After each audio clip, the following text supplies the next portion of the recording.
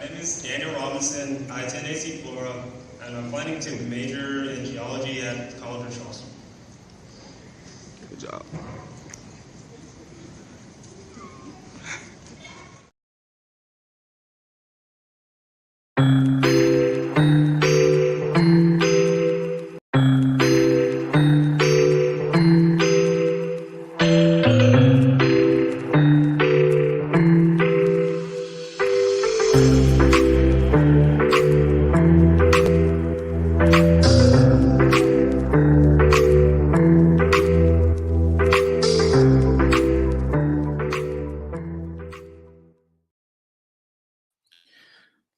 Hello, everybody. This is Dave Rawson, father of geologist Daniel Robinson. Thank you guys for joining in on this live with me. I truly appreciate you guys.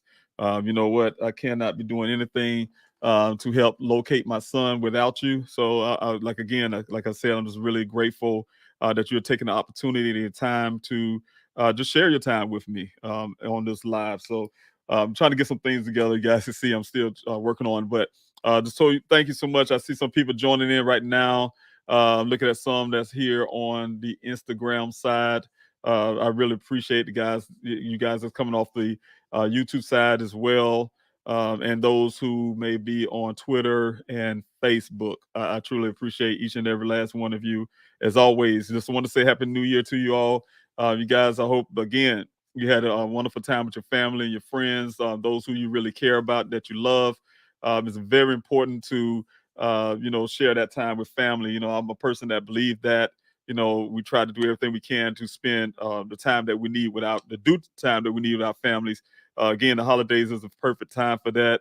So, of course, this is always a good time where families can eat together, like some from Thanksgiving all the way up to this part of the new year. Some people still have on their break right now. So that's what I'm saying, you guys, at the conclusion of this time where children may be going back to school and some of you may be going back to work and traveling and things like that. First of all, be careful. But that conclusion of that, I know you guys really wish and pray that you was able to enjoy yourself with your families. It's very important, you guys. I'll start off with this, as I always say. Sometimes we have conflicts and stuff like that in the family, and we don't know how to deal with that. We may be angry about certain circumstance, but we know ultimately we love our loved one. And I think it's my opinion. I think it's very important that we tell our loved ones how much we love them, despite of the fact that we may not be able to stand their nerves at the moment. Sometimes people, like I said, can get you angry about certain things, but don't let the sun go down on your wrath. Tell that loved one that you love them. Make sure that you're saying it to them as often as you can. I like to say, hopefully I can keep my word on that as well, is that when you have a conflict with your loved one, just simply tell them, hey, look, I'm not going to talk to you right now. I love you, but I'm not going to be able to talk to you right now currently. uh, I need to have a moment, and have a moment to get rid of this our disagreements or differences right now. But I want you to know that I love you, because though I was able to tell Daniel that I love him 2 days prior to him going missing, we had our 2-hour conversation. I didn't want that to be my last time telling my son that. How far as I knew, I would have been able to been saying that for years right now. I could have been saying that today. But what ended up happening 2 days after I talked to my son, I get a phone call from my daughter, who told me that someone's looking for him from his job. And of course, you guys know the everything else that come from that. From that point, hey, just to this day, we just don't know what Daniel is.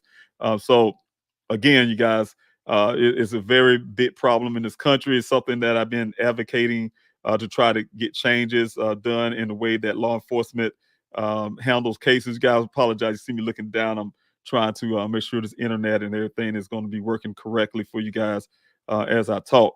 But what's important to me is to address in this country what's really going on in this country. We have hundreds of thousands of people every year go missing in this country. Thousands of people who have never been found to this day for many years, you guys. And so even a big bulk of it is children as well.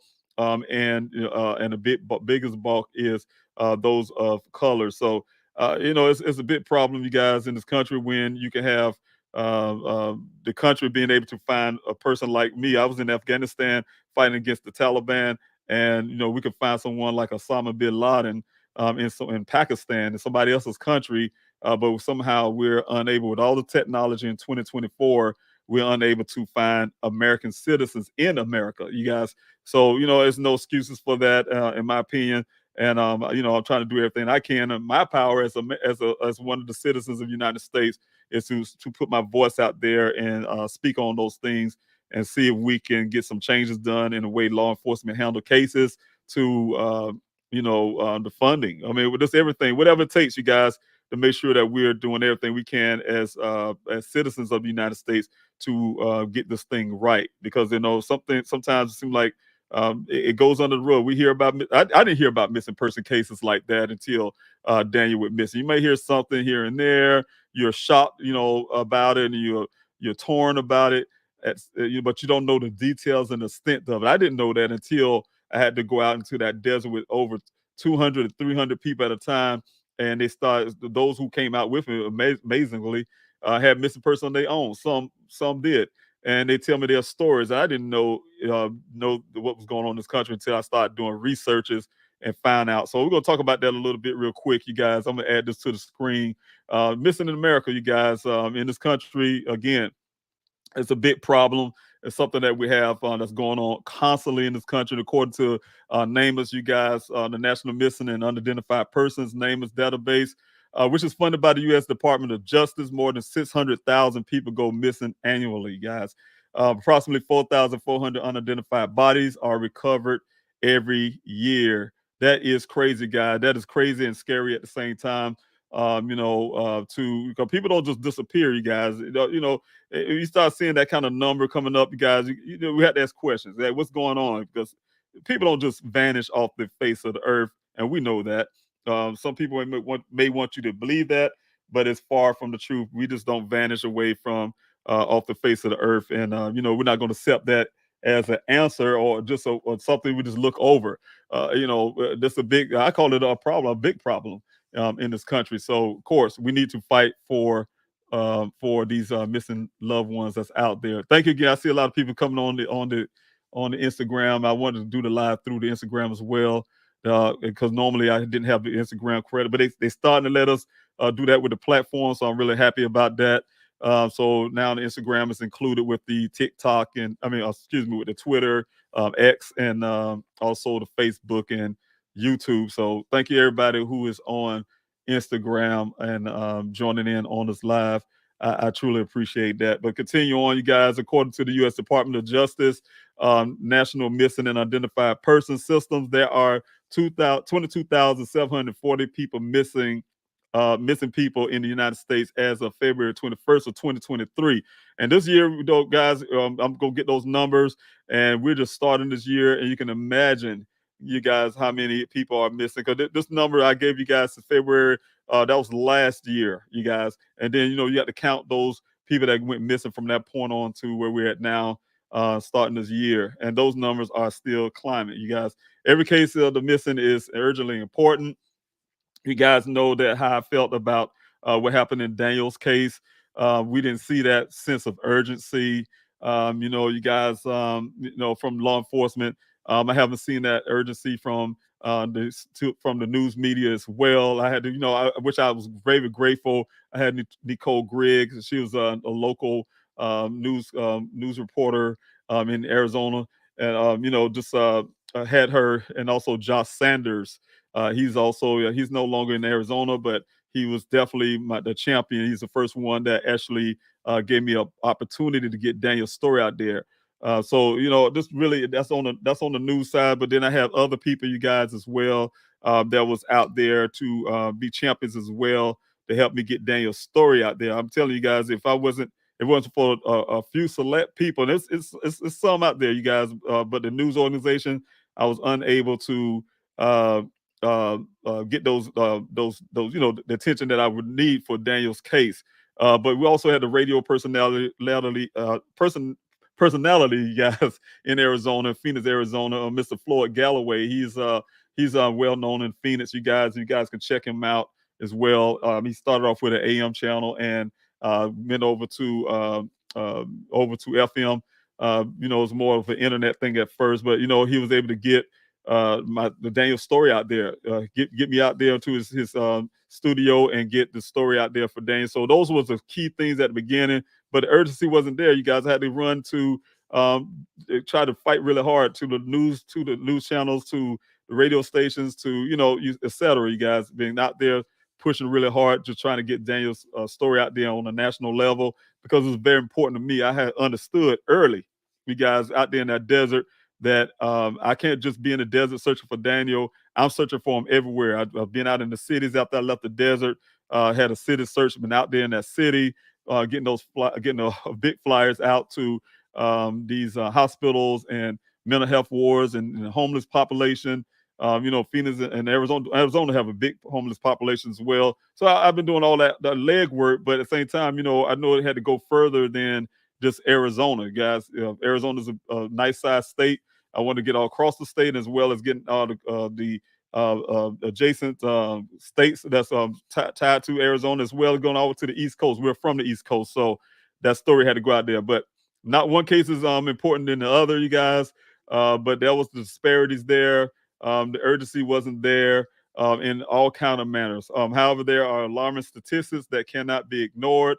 The statistics for the United States: nearly 40% of the missing are persons of color, yet Black Americans make up only 13% of the population.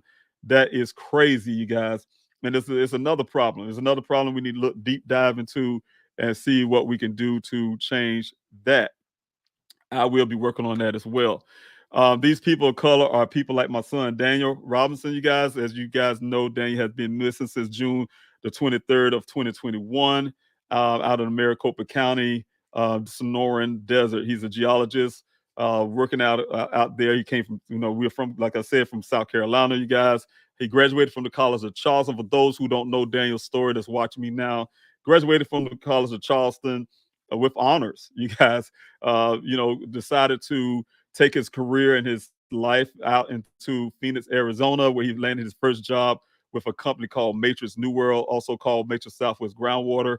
They hired him on as a field geologist, also called him a hydrogeologist. His job entails him going out to various well sites all across Arizona. To what they do is assess these wells of groundwater. You guys know that Arizona is a desert state, and they depend on groundwater, as also things like the Colorado River. So his job was is very important to the state. By law in Arizona, each community, anything being built community wise, have to have a lot of times 2 well sites, and those wells have to produce at least 100 years of water. Where it can recharge and things like that, but it had to produce at least 100 years of water to sustain a community. And his job is very important to do that. Also, the company tests the water to make sure it's even drinkable. If you guys know anything about digging those wells for water, groundwater, it's different levels. Some is used for agricultural, some is used for, it depends on the depth that they're digging down in there. So it's a lot into that. And but his job is very important. He was out there working on the 23rd. He got assigned to 2 well sites according to his company. The one well site said, hey, they sent him out to to the first well site, and he, to do some work there. And you guys know the story behind that as well. He was taking some pictures of some logs for whatever reason when Daniel got there. But of course, the problem happened once he left that well site. You guys, you already know the story behind that, and so it goes on. But I want to get back to the missing person problem that we have in this country, you guys. As you guys know as well, by far the most common reasons a person is reported missing in this country is kidnapping, particularly of children under the age of 6. Can you imagine that? That's really terrible, you guys. According to Child Find of America, up to 2,300 children are reported missing every day in this country. Every day, you guys. Every day, you hear the word I'm saying. Every day, a child is going missing. As we're speaking right now, some child went missing today. How can we sleep at night knowing that this happened in this country? We have to say something about it, you guys. We cannot just let things like that ride. So that's why I say, Daniel's missing. I'm gonna still fight for him, but I'm not gonna turn my back and, not do my part much as I can to try to help other families.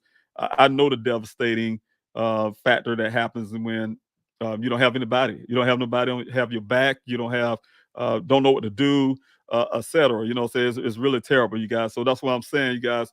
It's very important, like a person like myself as well, to do my part as well. I've been through some things with trying to locate my son, and I learned some things along the way, and I'm willing and want to share with other families as well. And not a selfish thing. I want to make sure that everybody is found. Please help me share these missing person stories, you guys. Also, let me let's keep the awareness alive about these statistics that we see in this country. We're not going to ignore it, you guys. You guys know, we're not going to just walk away from it. You guys can help me though by going to pleasehelpfinddaniel.com and sign and put your voice to that petition. The petition's been there for since the time I went out and started looking for Daniel. It's began with my push to get law enforcement to do more, to advocating for other families, hoping to change some laws, etc. It goes on a long list of things. So you guys can read those updates on that change.org. Like I said, go to pleasehelpfinddaniel.com. The easy way is to click the petition button, and you would can read what everything from the updates. And if you guys support everything I've doing and what I believe in, then I want you to put your voice, your name. You put your voice to that petition. I call it a voice. I don't call it. There's no sign of petition. I call it to put your voice to that petition. It's very important to what I'm doing. It's also helped me when I go talk to people. I always say, hey, I got X amount of people backing me on this. So you guys, if you guys believe in anything I'm saying on that, I truly appreciate you guys if you would help with that. Again, you guys, I want to jump on too about the flyer distribution, because I don't want to forget and move on from that. But the flyer distribution, guys, I've been doing that as well as getting flyers out all across this country. Thousands of flyers. I have gotten thousands and thousands of flyers out across the country. Believe it or not, guys, most of it happened through mail-in. People request these flyers. I send them out, and a lot of it, but the bulk of it came from the flyer distribution that I had in Arizona, where volunteers would come out and meet me behind the Walgreens. I don't know if you guys remember that. We'd go walk the streets and pass out these flyers to go into different events. As you guys know, I went to Crime Con twice, one in Vegas and one in Orlando. I was able to get out thousands of flyers in that manner as well. So, I mean, I really thank everybody, all the volunteers who spent their Saturdays and spend ones that getting them through the mail and taking your time out and get those flyers out into your community, because it's very important. Again, you guys, I have to reach everybody. I have to reach somebody in North Carolina or Florida or just anywhere, you guys, all across this country, because first of all, it's many ways. You guys already said over and over again as well. It's many ways that helps. You guys are my eyes and my ears. By getting those flyers out there, if Dane somehow magically escaped, which I hope he did, and he's out there somewhere, I don't know who he is or whatever the case may be, have for ransom, I don't know. You guys get that flyers out there, somebody sees pictures on that flyer and they identify him, and that helps in many ways. You guys, they'll give me some leads, as well as some answers. And also, you guys, it helps with resources. People who learned about Dane's case will be on lookout as well.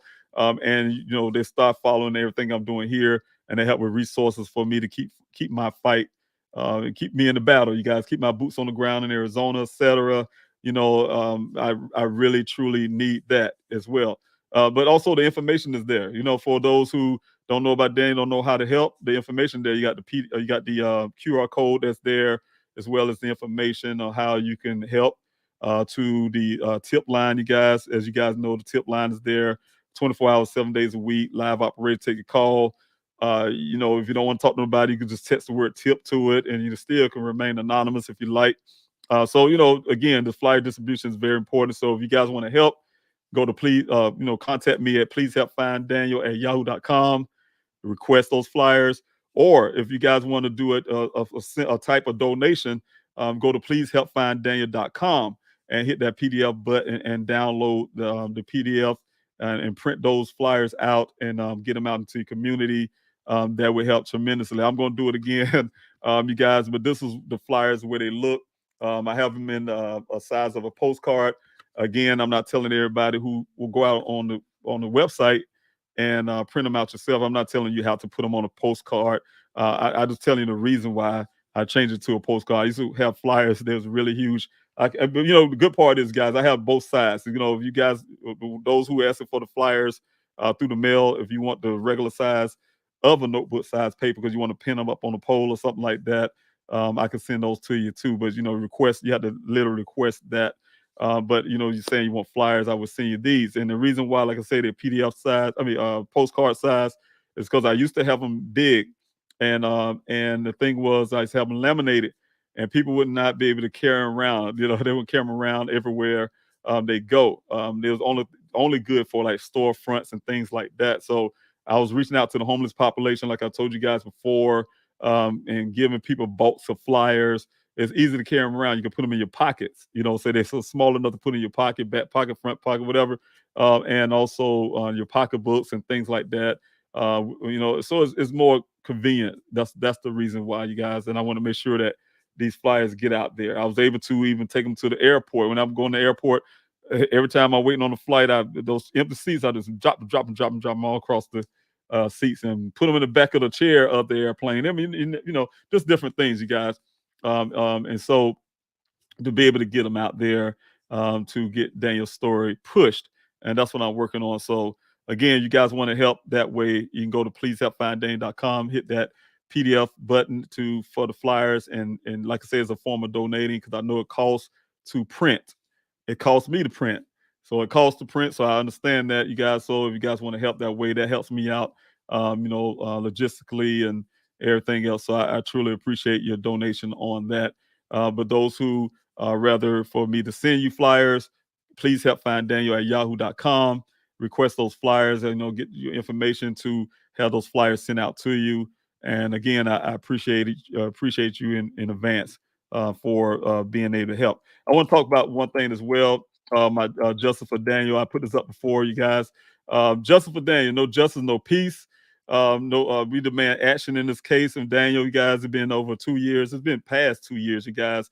You guys are my extended family. I call you family. You are my extended family. No justice, no peace means that there can't be no peace without justice. My son Daniel has been missing for 2 years, over 2 years, guys. It's time for justice in this case. I've been fighting for it from day one. My experience of searching for my son, I have had to put on my investigator's hat, the search hat. You guys started a grassroots search for my son, and I have been an advocate for my son and others. You guys, guys know I have been put on different events as well with my team. My team and I put some things on where we was able to get other families awareness as well. You guys. I feel that law enforcement have failed. Daniel has failed my family, and they have failed me when I wanted to report. The Buckeye Police Department. They went against their own policies. You guys. We already did our due diligence as a family. That's something that any family do. You call your neighbor, you call your friend, call their friends. You go check this place, and so we did all of that. So we just wanted law enforcement to take the missing person case, because we were sure that Daniel was missing. Time is crucial, you guys. Like I told you guys before, they say, hey, your face sees up, or you got something, they call it may be a stroke, for instance, right? They say time loss is brain loss. The same thing with a missing person case. Time loss is evidence loss, what I'm saying? And things like that. That's the reason why I really feel, I feel that law enforcement has failed Daniel, has failed my family, have failed me, what I'm saying? Because I wanted to report right then. They told me I had to wait 12 hours before I can report. They took almost 3 days after that just to even do a helicopter search, just even go out there in that desert search for Daniel, you guys. And so that's the reason why I feel that way. If they would have done what they should have done, I really believe we would not be having this conversation right now in certain aspects. Daniel would not be missing like he is now. Injustice, again, the effects of injustice, you guys. Injustice creates anger. It creates frustration, a sense of powerlessness. It can lead to social unrest and protest. Let's work together for this justice, you guys. I need you guys. You got, like I said, it's a grassroots movement. I need you guys. I need your help. I can't do this alone. So I really appreciate you guys who have been helping because law enforcement was slow to act initially. Daniel remains missing because law enforcement refuses to take physical evidence of foul play. My investigator gave them as well, you guys. It's a staged event.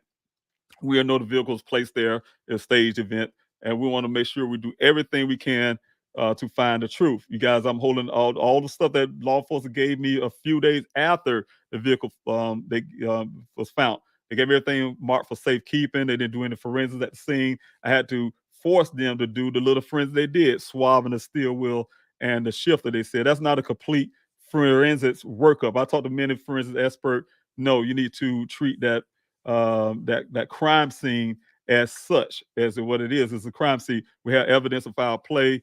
Law enforcement did everything they can to rebut it, as in to hire their own private investigator, who is also an accidental risk constructionist.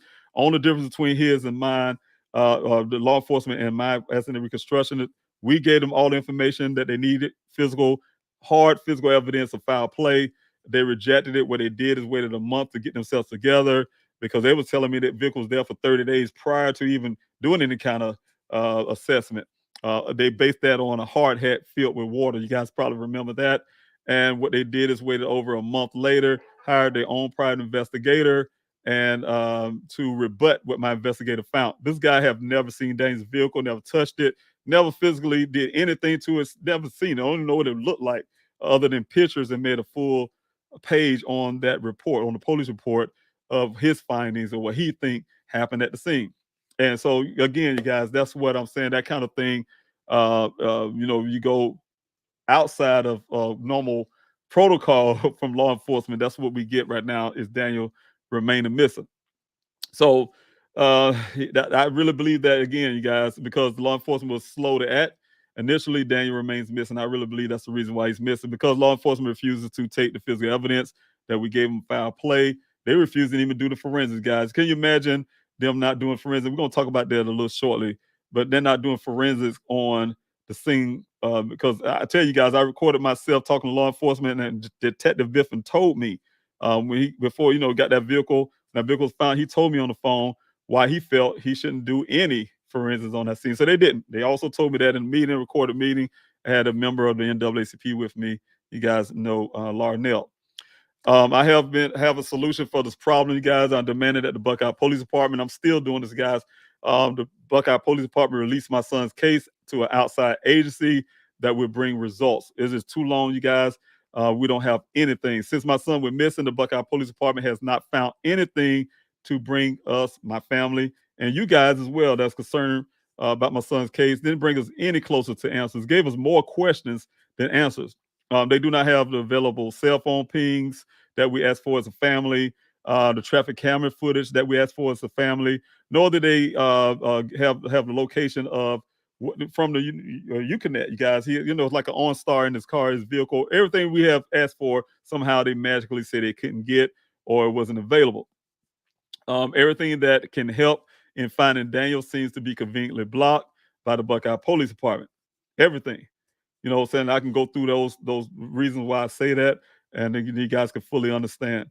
But anyway, now they are blocking other agencies. We asked that I put letters out, you guys, asking for Daniel's case to be moved to the Maricopa County Sheriff's Office.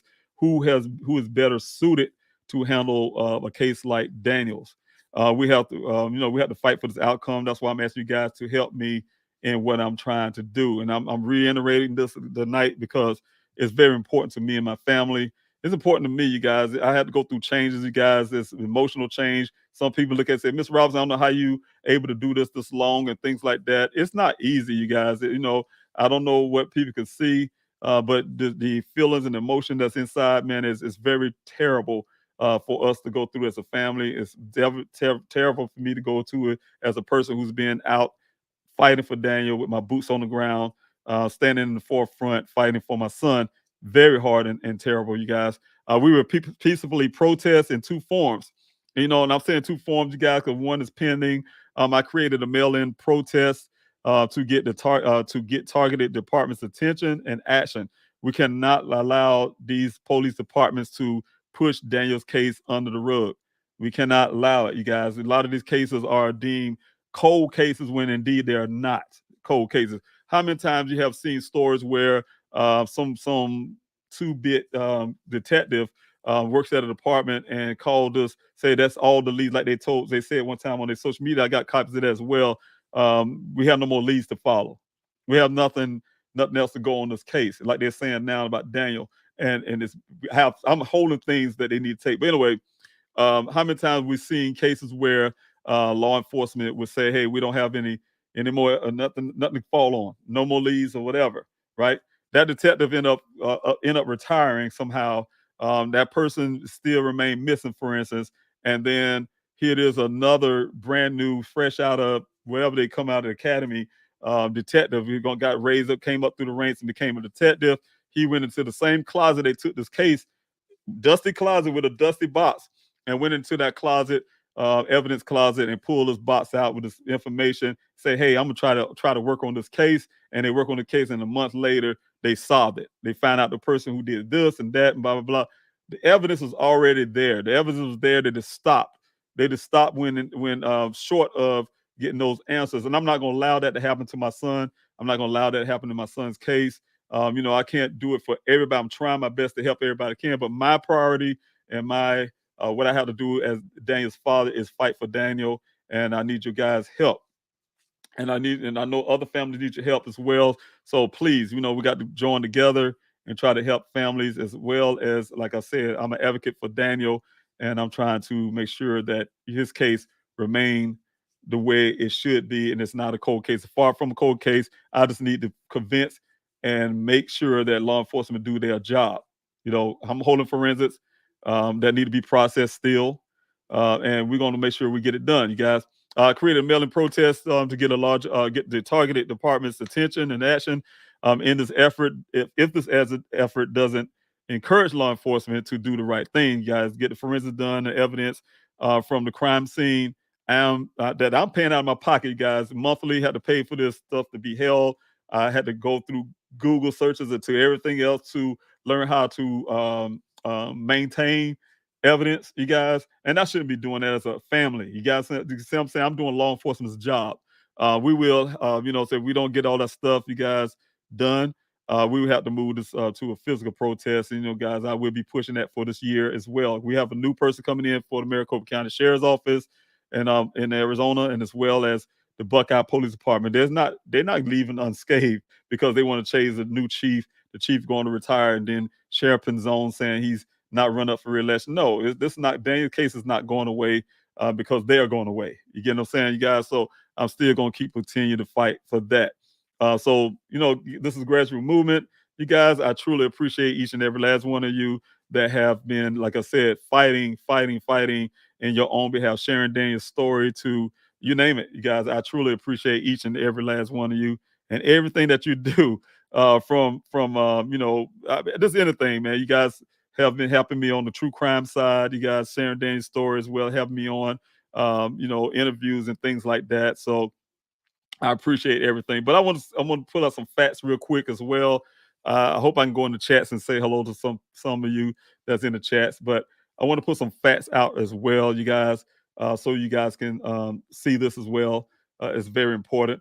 Yeah, I'll give you a little backdrop of this. Law enforcement told me and my family, and they told me they did this Phoenix Firebird helicopter search, right? And this is almost 3 days after Daniel went missing. I asked them on the night that Daniel went missing to go out there. They told me, hey, they can't fly helicopter at night. I know it's BS because I'm a military guy, I'm retired Army, and we fly at night without lights. You know what I'm saying? So, but they said it's going to do it in the morning. They denied it. The next morning, the officer, he told me, hey, look, like he said, hey, it's not my fault. But his higher up said it was unauthorized. They canceled it because their assumption is Daniels is a grown man. And if he want to disappear, if he want to, he can.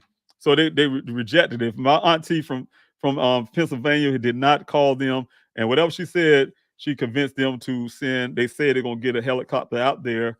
What I'm saying about that, you guys, to this date, I put a FOIA request in with Fire and Rescue, the Phoenix Police Department, where they got the helicopters from. And they don't have any record of it. They don't have a record of it. I asked them to say, well, we don't have any record. We didn't find it. But then I guess they realized what they were saying. Now they're saying we're still looking. They've been looking for almost 2 years now, a little over 2 years now. Matter of fact, almost 2 years, or look, almost 2 years, or almost close to at least about a month over the 2 year mark. They're still current to look for it. I say it don't exist because you put a FOIA request, they have a certain time to produce things, and they haven't produced it yet. And I still have my receipts. So it don't exist. I think it's something that law enforcement told me and my family because they rejected it initially, like they said, and they just want us to feel good. And the reason why I say that as well, I recorded myself again. I have receipts for everything, you guys, and I will be sharing it with public. I'm really legally trying to make sure it's okay for me to do so. But I will be sharing this stuff with you guys, these recordings of myself talking to law enforcement, where the officer 2 days after Daniel went missing, I'm talking to him on the phone. Hey, tell him, asking about these. Well, actually, 3 days after he went missing, I was asking about the helicopter search. Saying that they supposed to been doing or did or whatever. And he was in the computer. You can hear him ticking and everything. He was looking for. He didn't see no evidence on his computer about them ever doing that. His concern was from a law enforcement standpoint. Again, his attitude. You guys hear his conversation with me. He was talking about how what they did as a law enforcement agency, they didn't really go out looking for Daniel and all the stuff. What they did is say, hey, we put him in that database, the NCIC database, where the way he explained to me, hey, look, if he's driving his vehicle, because at that time we didn't know what Daniel's vehicle was, if the license plate come up on their screen on their computer, where he's riding any officer in the state or in the country, if his license plate come across their camera, it'll come up on their computer screen that he's been deemed missing or something out of other, and they would know. That's the furthest that law enforcement went to go looking for Daniel. And I'm telling you guys that for a reason, because it contradicts everything that they say in their report. That's the reason why I'm so crucial about the report. So we'll be talking about those as well as the fact that it took weeks after that point for the net search supposedly happened. And I got suspicions about that because it didn't sound right. And I'm telling you the reason why I got suspicions about that so-called Phoenix Firebird helicopter, because Ken himself, you guys know Ken from the scene when I did my, I wrote the stuff down. These are notes I wrote that day. You guys can see the pictures of the evidence and stuff. I had witnesses as well. I told them, law enforcement, how he changed his story. They just say, oh, that's what he said, and that was the end of that. You guys don't see that in the report, as well as the fact that Ken told me when I interviewed him, when I first came out of Arizona, the first thing I want to do is talk to the person who's telling me something different about my son's demeanor, what he do. I was a single parent. I know my son. I raised him, and I know exactly how he thinks, right?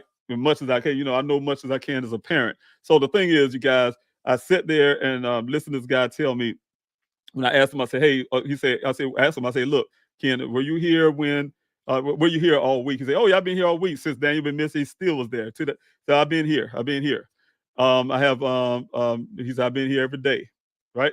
Okay, I said, okay, well, good. I said, good. Well, that means you was here when law enforcement came with the helicopter, looked for Daniel. He said, well, I ain't personally seen no helicopter. You know, that's what he told me directly, you guys. He didn't personally see in the helicopter. So I'm thinking in my head, like, okay, well, this is a helicopter. I said, okay, well, the officers came to the well site. I'm like, no, I ain't, no. So they didn't come out looking for Danny, you guys. I'm telling you, all the stuff is matching up, and law enforcement just put where they want to. And you guys know the Buckeye Police Department have a history. Chief Hall, the one that's able to retire, he was suspended, and one guy quit along his ranks because of the falsifying documents, falsifying statistics, crime statistics in their state, their city. So, and also he got in trouble for some business deals that he was doing as a chief of police illegally. So that department is very corrupt, you guys, and they would do things like that. So I don't trust anything. It's showing and turning out that the corruption is there at the beginning of Daniel's disappearance. So one of the things, you guys, I'm going to say as well, like I said, because of that, I had to. They told me, hey, we're going to have this Civil Air Patrol, some guys from Maricopa County Posse or something called. No, I'm sorry. Civil Air Patrol is one of the Air Force retired Air Force guys or something out of would come out to search for Daniel.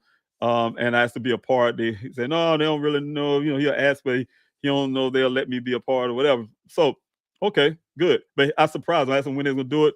They didn't know I was going to come out. But anyway, to make a long story short, we came out there. They said it was going to be 6 o'clock in that morning. I had myself and 2 other people witness. We came out there in Sun Valley Parkway at the entrance gate, and we waited. They didn't show up at 6 o'clock. They showed up more like 8 o'clock. We sat there for over 2 hours. And the thing was, they finally showed up with Silver Air Patrol. Silver Air Patrol was 5 pickup trucks, you guys, 5 white trucks. And Detective Biffin and the other detective pull up with them. And then they didn't want me to go in there because I wanted to go in the desert with them to help search. They would not let me in for whatever reason.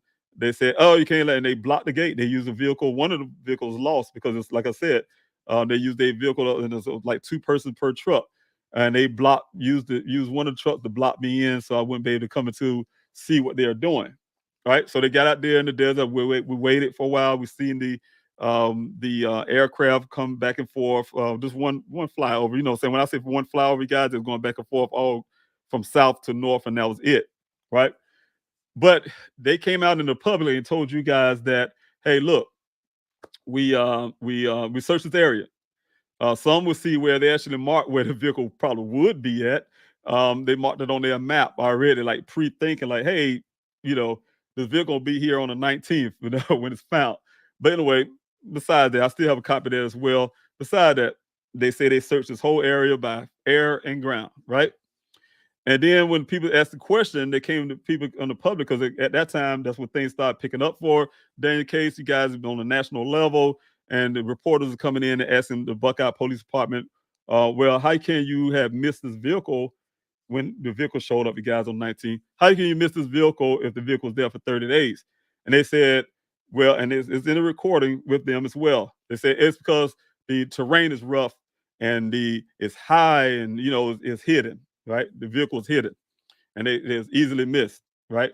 But it was there for 30 days. I'm telling you guys, they wanted there for 30 days for whatever reason. Okay. And I'm fussing, you guys, you know, I'm fussing because I'm there on the ground with over 200 people at a times, and sometimes 100, some, you know, and we cover those areas. And that area is not, when we found out about that vehicle on the 19th, I expanded my search to, you know, based on the information we had at the time, just to cover that area, looking for stuff, right? And to make a long story with that, you guys, I look at the area and the brush comes up to my waistline. Like, it's impossible for you to miss this vehicle from the air if it was there for 30 days. So again, they gave me suspicions about that, as well as their story about Daniel joining the monastery, becoming a monk, to having a brain injury that made him shred his clothes. All the stuff was crap to me, where it caused me to get my own private investigator. So I want to share some pictures with you guys on here from directly from the Buckeye Police Department. This is the pictures that they gave me in the meeting that I had a few days after the vehicle showed up from the scene, because I was fussing with Chief Hall. They only gave me one picture that I gave out to the public at the time. And he was on there, keep using plurals. And I yell at him in the meeting and tell him, well, why you keep using these plurals? And I only have one picture. And he promised these pictures, every picture they got, all the media they got. And he did it. He put on a flash drive with Detective Biffin, along with the partial report, and then also what they call at the time a full report. I mean, it was done with Daniel case. Detective Biffin wrote it up, and he was done with the case until, you know, like I said, it became a national thing. And then all of a sudden we investigated, and we're still doing this.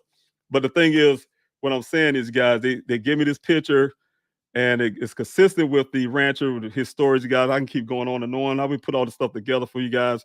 But consistent with what the rancher story was about how many officers was out there. He said there was no helicopter out there. He was there the whole time. That's his area. This is land, you guys. He had to change the Razor's tire. They had this white Razor. This stuff, before I got these pictures, you know, I've been getting this information from the rancher, because what happened was the rancher came out to the search that following Saturday. When this vehicle showed up, you guys, I still had the searches going. That really made me want to get out there and search. The rancher showed up there. 2 people showed up, chief of police and the rancher showed up that day. But I heard some information from him as well. But, you know, like I said, you guys, he changed the tire for the Razor, and he named it. He said it's only probably like 4 trucks out there, police officers, you know, truck vehicle wise. And that's it. They came out at 10 o'clock that night with one dog. Like you guys see in the report, they say, hey, we had all these dogs and this and that, blah, blah, blah. He said, no, it wasn't a bunch of dogs. He said, and I'm looking at this up as well. Maricopa County had to answer for this as well. The dogs in training, all the dogs in training when this happened, you guys, and that vehicle showed up, except for one. According to the rancher, is one dog was there, They brought that dog out at 10 o'clock at night. And as they took it out, they've been out for almost 30 minutes. And they brought it back because they said the mountain lion was stalking the dog. Again, you guys, everything is not matching up to what law enforcement have on their report. And I'm willing and ready to tear that report apart. You guys, eventually it's coming. Law enforcement dig their own grave in a sense, in my opinion, because they, again, are falsifying the documents. The thing is, you guys, go back to this picture here. You guys can clearly see, if you guys can look at the picture yourself, this is from a drone footage. This is not the helicopter like Detective Biff was telling me that night. And they think they could talk to me any kind of way, you guys. And that's the other part about it. Talk to me any kind of way, telling me some superhero thing. Hey, Mr. Robinson, yeah, that's gotta say, did y'all really go look? Yeah, we really looked. We had the helicopter out there and the dogs and this and that. And he said, the helicopter's flying so low, the man was hanging out the side of the helicopter. He said, the helicopter flying so low, if you hold your hand up like this, you can touch the bottom. That's what he told me, right? I mean, who tells families crazy stuff like that, like I'm watching some movie? But that's the way they feel like they can talk to me at the time. And so I just let them do what they do. And so, you know what I'm saying, you guys, they telling the public this area is so lush and so thick, and it was hidden. The vehicle's hidden from the view from up above looking down. And this is drone footage, you guys, and they put it up. The elevation on this is really high, footage looking down. And if you guys can see the vehicle clearly, it's a blue vehicle in this area. If you flying over and you're on the ground going across it, it's impossible to miss this vehicle. So if you kind of look at the picture, this is exactly what the rancher was saying. You guys, this is picture from their stop. There's no forensic people out there on the ground. There's no forensic marker being put in. You can see the officer using two canopies. One's shading himself. The other one's actually flying a drone. He was using that to fly his drone. If you guys can see the drone bot sitting on the side. So it's that kind of stuff, you guys. There's a vehicle sitting on the side. So you guys, if this was a law enforcement, let's pretend that that's a law enforcement Jeep sitting there with the blue lights on top and everything. And over there, and that 3 feet away from the vehicle, is the officer's uniform lying on the ground. What would you think you guys would see in these pictures of law enforcement? You saw forensic markers all over the place. You would have seen law enforcement all over the place. It would have been roped off and taped off and everything else without knowing what happened. Because all in their mind, what we see as a family is some crime happened here, right?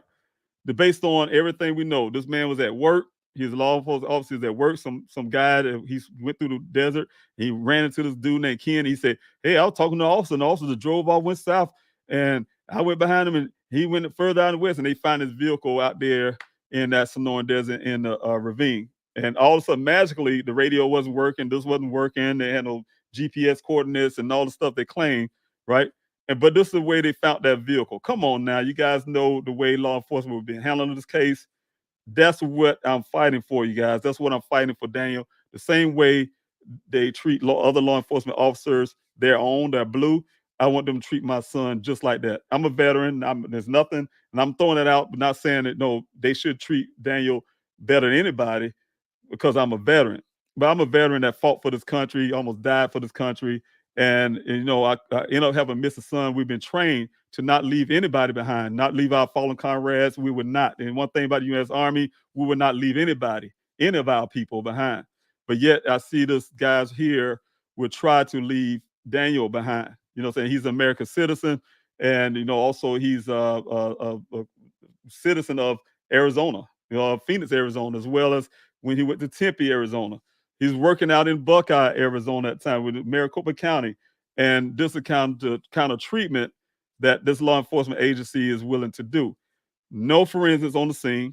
I have like I said, recording myself with Detective Biffin, where he's explaining to me why he didn't see this as a crime scene and why he didn't do any forensics.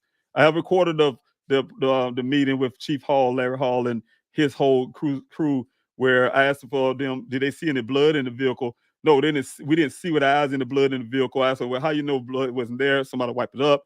Oh, you know, they didn't do that.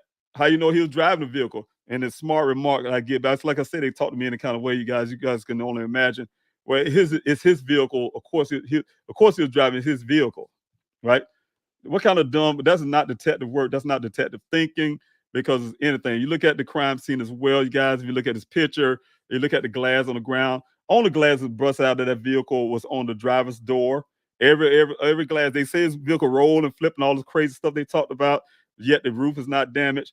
On the glass out of the vehicle is the driver's door, and my investigator explained that something hit from the side back there while the door was open. That's why those glasses inside the vehicle, like very couple pieces of glasses in that vehicle. And that if you look at the ground, you can see where the glass is lying on that ground. If this vehicle flipped and rolled and twisted while it's sitting in one spot, you guys, glass do not hit the ground like that without shattering and moving all across the, spreading out some type of way. I get it. They got the glass in vehicles supposed to kind of stick together in some fashion, but not like that, you guys. When I went on a scene, y'all would seen it. They literally, this glass was still together, like somebody chopped it up there, and in little bits and pieces, but it's there together in that shape and form. And it's weird, you guys. So it's a whole lot of things on that scene where my investigator, he actually measured. I was with him as well when he did some, not with the measurement, but with the saying we can get the speed up that the black box data showed, you guys. It's impossible. We use desert vehicles, we use razors, we use quads, and with light vehicles made for that terrain, was impossible to do it. Could you imagine a heavy vehicle like that coming up a hill to make that speed of 30 some miles per hour, going uphill on terrain with all that brush they have to fight against? No, it's impossible. So again, guys, it's too much physical evidence and too much common sense, too much scientific evidence that would suggest that the Buckeye Police Department is purposely or just ignorant of what they're doing, because it doesn't make sense, you guys. Things just don't make sense, and why they're refusing to test these airbags. All the airbags deployed. Someone's maybe sitting in the passenger side. All the airbags deployed. Let's test these airbags to see if somebody else's DNA is on there. Daniel's DNA is on there. Let's test this clothing that my family and I don't know about on the ground. We don't recognize those clothing, but they saying it's Daniel's. Let's see if it's Daniel's. If it's Daniel's, let's see if if there's any blood on it. Let's see if there's any airbag residue, because the airbag gonna hit them clothing, etc. It's so much with that, you guys, that need to be done. We're not gonna have a half done process on my son to say, hey, we don't know it yet. We don't know what happened.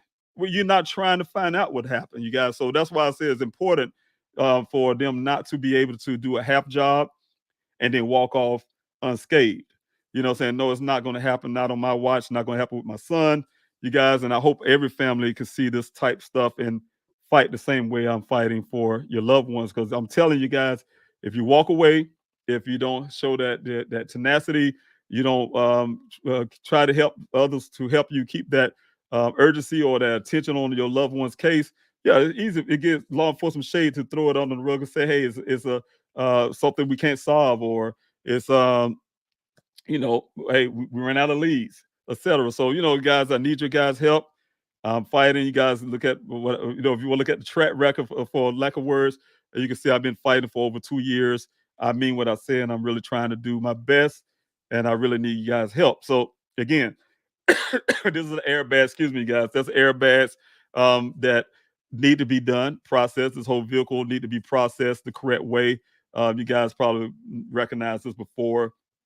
Those who have been seeing the pictures inside the vehicle. I have many, many more pictures, guys. Some I'm not sharing, but this is another angle. If you guys look at the shifter, in my opinion, the shifter is in neutral, but law enforcement would not tell us exactly. Then when they asked for it, public, they say, oh, it was in drive or something like that. No, I look at the shifter from the way I try to look at stock videos as well as other 2017 Jeep Renegades. And you look at the shifter as when it's set, how it looks at an angle like that from that view. Yeah, it looks like it's in neutral to me, you guys. That is me, but we'll see. And then also the seatbelt. They say, hey, the seatbelt locked in that position on the side, sitting on the side. We need to see the scientific fact about that, about the seatbelt locking and still sitting in that position. Also, you guys, don't be mistaken. I want to go back on the picture real quick. I probably don't have a good angle, but on the top of that vehicle, everybody look up the 2017 Jeep Renegades. And in the Renegades, they do not have a sunroof. When I first initially talked to Buckeye Police Department, they told me He had the vehicle flipped and rolled and twisted and etc. And they told me to say, hey, look, we believe he have a severe brain injury. He kicked his way out of the sunroof. That's why the glass is on the ground. When they showed me the picture, he explained to me, that's why the glass is on the ground. I'm like, so but now hindsight, now I know the vehicle don't even have a glass in the sunroof. These are come with panels. The guys I showed you guys on my Q&A lives, how the Jeep Renegade has a key. It have panels, you guys. You cannot even remove those panels. And I guess they saying with Daniel's superhuman strength, he kicked his way out of these panels. And anyway, the vehicle have a key that's right there in the back of the vehicle where the hatchback part under the tire, where the spare tire area, you say, and that's where a spare key, a key that unlocks that panel where you can get the panels out of there. So they saying he kicked his way out of this so-called panel and got out. Right? That was the excuse, the Buckeye Police Department's excuse. And that was early on. The first thing they told me a day after the vehicle was found. Vehicle found on the 19th. They told me that on the 20th. Things just didn't add up, you guys. Again, that's the reason why I hired my private investigator at the time. So I can continue on about this, guys, and keep going on and on about it. But this initial story started from this one man, Ken, you guys see here. The initial story, you guys, again, I'm just backing up with my receipts. I got so much more that you guys probably won't see or will probably see. I'm not sure for now.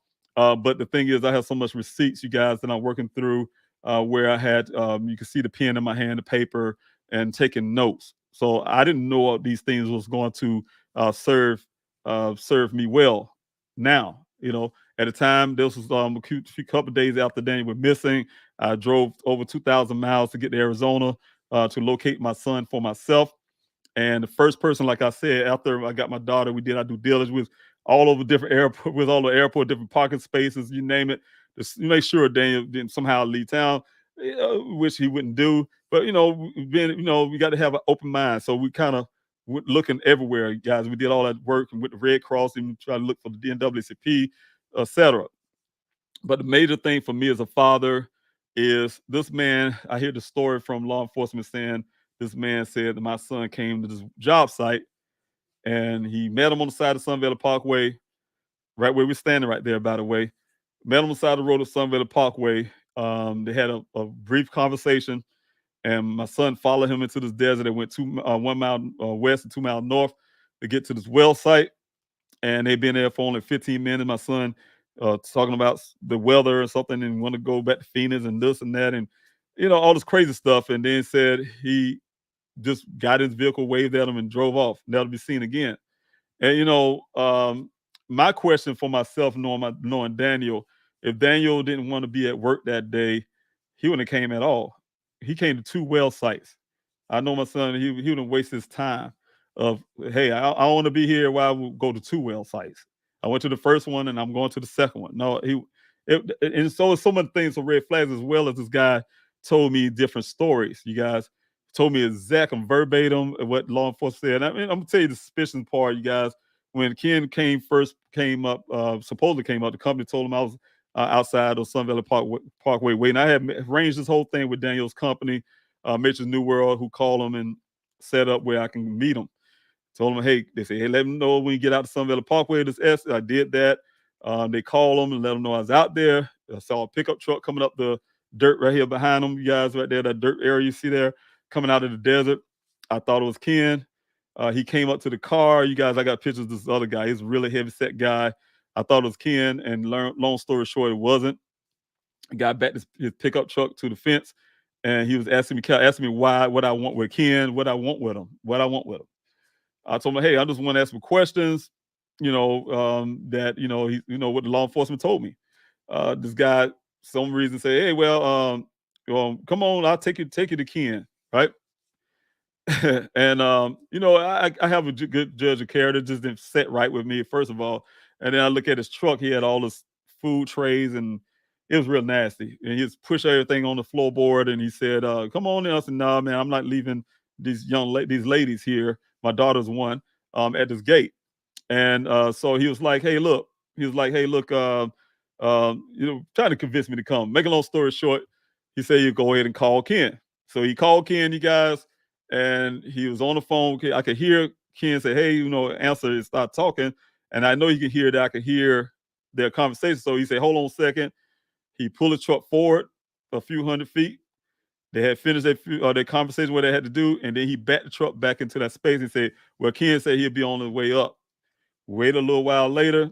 Um, well, let me back up track a little bit. This guy was telling me that he could take me to the well site. I asked him how far it would be. He said, "Oh, it's about 25 miles and some crazy number." And I didn't know any better because I don't know where it's at. And so I guess it give them time if I would have been gone. But anyway, long story, you guys. Ken showed up, and the first thing he did, and I got that two pictures. I keep receipts, you guys. First thing he did is got out of the vehicle. He went to his, he have a utility truck. You guys know what a utility truck is. They have the little compartments on the side. He went to that truck. He opened his utility box and put his hand in there. In my mind, being a military guy, I'm trained to watch your hands and things like that. I'm a gunner. So, we had to do things dealing with crowds of people, right? So I watch hands. I'm a hand watcher. And the thing is, I watch his hands. His hands went into the compartment. He put his hand in as he was grabbing something. In my mind, say, "Oh, he's grabbing a gun," but I told him, "Hey, I was here for blah blah blah." Just asked him a question, and he I could tell his demeanor changed. He took his hand out the box, and then he started walking towards me, and we had our conversation. You guys, I wrote down everything this guy said. Like I said, it's almost like a tape recorder. You guys, everything that Officer Cruz told me that night when he talked to Ken. And the first night, you guys, fresh in his mind, fresh story, everything. He told Ken, Mr. Officer Cruz, what happened, and Officer Cruz relayed that back to me. And then, of course, on my travel to Arizona, I'm just hearing this in my mind and trying to put things together. So when I talked to him, I mean, when I said it's almost like I'm not saying it was written, but it was like a strip, you guys. It's like, hey, Ken was saying exactly how Officer Cruz told me what he said, right? So I kept asking him questions to make sure, I'm getting them right because it didn't sound right to me. That's not sound like Daniel. But nevertheless, I can't call the man a liar. Then, I started using my techniques I learned from my military experience and said, "Hey, look, it's a befriend me type thing, get him a little more comfortable." And then he kept saying, "Well, I don't know if I knew his demeanor or knew his mannerism." That's the word he used. I would have known something or something like that. And then to that effect. And then he sat there and started explaining to me again, because I asked him again, my tactic was to ask him the story again after that point. And then he told me the story again, but this time he started adding a whole bunch of extra stuff about staying left to the tracks because he didn't want to disturb me because the police would come looking. And he said this thing's gonna go national, right? The story's gonna go national, that type deal. And I'm listening to this man go national. What that mean? Then he told me about staying left so he didn't disturb them because law enforcement go. And he told me about this gate he came to. He came to this gate. He opened the gate. And I'm telling law enforcement all this. Buckeye Police Department. It's ironic, you guys. Everything I told Buckeye Police Department, you guys don't see in the report, but you can hear something from what Caitlin said on the report, or you hear something from this person, what they said. You don't hear nothing from the rancher, for instance, who said, "I was here 2 days prior and the vehicle wasn't here." So on that report. So the thing is, you guys, he telling me that he stayed left to the track so he didn't disturb them. He went through this gate. I mean, he's giving me a story I can visualize in my mind while I'm sitting there listening to him. He said he went to this gate and he drove through there for another mile and then he got out and he started walking on foot. He walked on an elevation to see if he could see him from far, and he started painting these rocks with red paint so the law enforcement could know where to come look or something like that. It was crazy talk like that, right? So I wrote all the stuff down, you guys, with the Buckeye Police Department. Told him what I did. I talked to this man and what he said. He changed the story. This is what he told me, and exactly what given to me. He said, "Oh, that's what he said," and that was the end of the story. You guys don't hear that on the report. They didn't follow up. I never heard of Ken going in the interrogation room. Only person I know in Dane's case that been in the interrogation room of Buckeye Police Department was me and my daughter. They put us in the interrogation room. That's the first time I ever been in the interrogation room in my life. And they put us in the interrogation room and had us sitting there for a while to come up with anything we could find strange and odd about Daniel. And that's what we did. That's what some of the stuff you guys hear, except for the fact I did not say Daniel was in love with a woman he didn't know. I never said that. That's something I asked them to remove, and they haven't done that yet. But one of the things is we're sitting there trying to find anything that was strange. My daughter gave them a story that he did weeks before he went missing. He came over there and he's standing off the wall, but they used that in their report as a basis to say, oh, he was troubled, I guess, or something. I don't know what the case may be, but that's the way law enforcement was using those things to paint their narrative, the way I look at it. And so, again, it's the story's narrative is about this one person of a man, my son, geologist Daniel Robinson, who enjoy nature, he enjoy life. My son is not depressed. He's not that kind of person who wanted, like Detective Biffin said to me, may have joined the monastery and become a monk to get away from you guys. No, that's not Dan. He loves his family. He's a young man that even through COVID times flew out into South Carolina just to see his grandparents, stand outside the window just to see their face. He often my mother, she constantly tell me how she missed him calling her to check on her. So yeah, that's the kind of person he is. He's a person to diffuse conflicts that may be happening in the family. This is Daniel Robinson. You guys, the true Daniel Robinson, outside of what Buckeye, just from a family, outside of what Buckeye tried to paint him as putting unnecessary fillers in the report. Oh, we've seen a search history of Tempe explosion or so. I mean, I research all kind of things, you guys. If I saw something say, hey, somebody say, hey man, you heard about that explosion tip? Like, what? Let me Google that. What that mean when it don't we don't know what that was about. So it's just ways to make you guys think that he was up to something. He was disturbed. Maybe he was gonna try to blow something up or something, things like that. These things that don't make no sense in the Buckeye police report that they did that has no basis on Daniel being missing. And that's the reason why I'm still here, you guys. My job is to combat that kind of stuff, combat wrong, and make sure Daniel get the justice he deserves. Keep his integrity as a person that he is. I'm a father. They met the wrong person. I'm gonna stand up for my son. I'm gonna do what fathers do. We protect our families, and I'm not gonna let law enforcement um, attack my family. I would have to fight law enforcement, and that's the way it works, you guys. And this is Daniel Robinson for you guys don't know, a geologist that love nature. He loved to be out. And I think he took this picture, he told me, in Colorado. But he loved to be in these mountainous things. He's a geologist. He loved pretty rocks, of course, they say for geologists. And, loves science. He's a scientist. Of course, to go see his friends. There's a picture of him in New York. I have many of those as well. In New York, he liked to travel. He liked to learn about other cultures. He was seeing his friend in New York, but he wanted to travel abroad and learn about other cultures and things like that, other people. And that's the way Daniel is.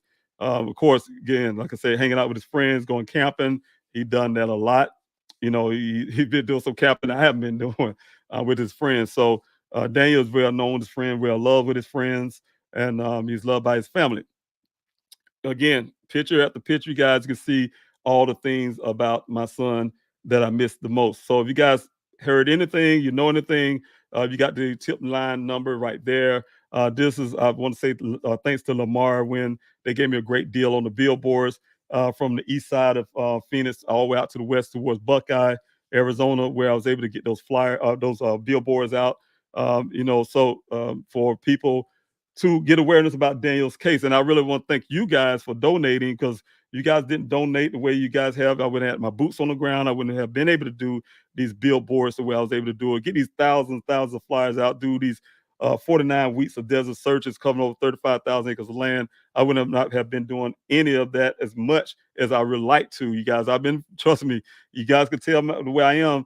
I would have been fighting the best way I can and doing everything I can, but I wouldn't have been able to do it at that extent without you guys help. So I really appreciate each and every last one of you who took your money out your pocket and to help me in many forms and many ways. So thanks so much again for being able to put these things together at events that I went to, many events to spread awareness, give out thousands of flyers at these events all across Arizona with my team as well. My team is as well that's out there hustling, hustling out there. And I say hustling out there, getting those flyers out there, you guys. Help me put these things together.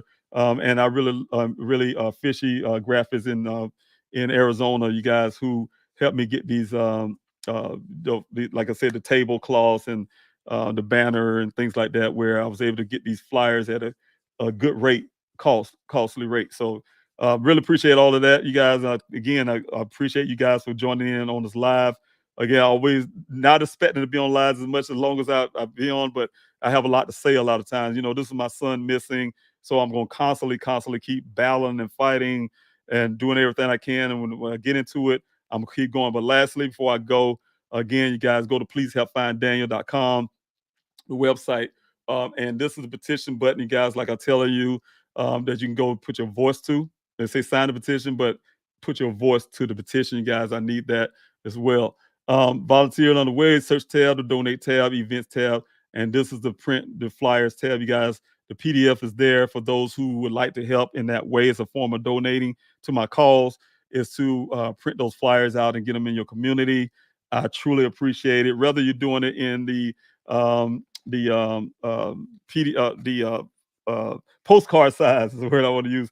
And whether you're doing it in the postcard size or not, you guys, I really need those flyers out there. And this is postcard size, you guys, for those who may just be getting in. But whether it's the postcard size, the size of my hand, for people to be able to put in their pockets and things like that, or a big sheet of paper, or however you can do it. I truly appreciate it, guys. If you can help me get these flyers out there, that's the main key. That's the most important part of what I'm trying to do here. So is get those flyers out there, get awareness of my son's case. So again, the print button is there if you guys want to help in that way. Also, you guys, if you come stroll down, is that uh, mail-in protests I was talking about. I've been doing it for over a year now. This will be quite a year. It'll be almost a year next month, when I started this mail-in protest, you guys.